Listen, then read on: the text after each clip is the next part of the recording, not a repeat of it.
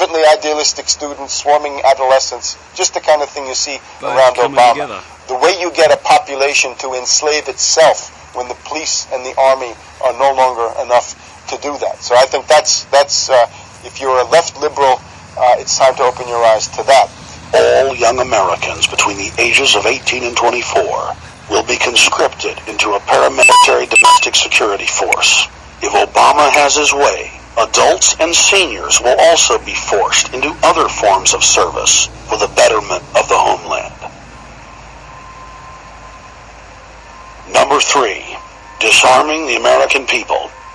Obama operatives in the Congress have introduced more than 10 bills that would end the Second Amendment as we know it. H.R. 1022 would allow the new Attorney General Eric Holder the dictatorial power to ban any gun he wishes at will.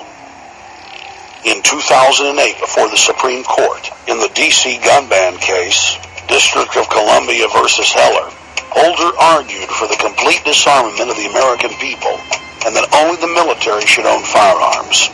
H.R. 257 would ban all youth shooting sports, including YMCA and Youth Olympic shooting clubs.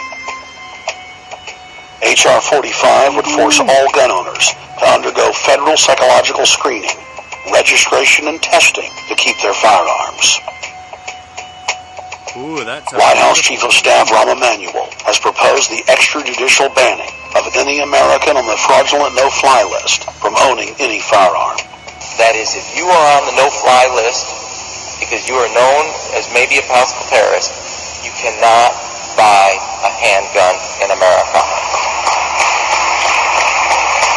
Over 25,000 Americans are added each month to the no-fly list, which numbers over 1 million people who have not been charged or convicted of any crime.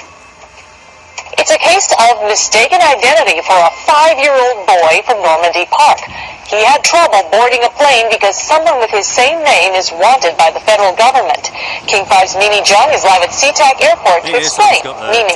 Well, it's hard to believe that a 5-year-old could be considered a threat, but that's exactly what happened here at SeaTac last week when Matthew Gardner showed up for a flight to LAX.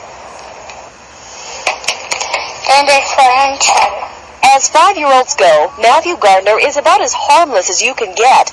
But when he and his mom checked in for their flight at SeaTac last week, Matthew was considered the criminal. If you're on that no-fly list,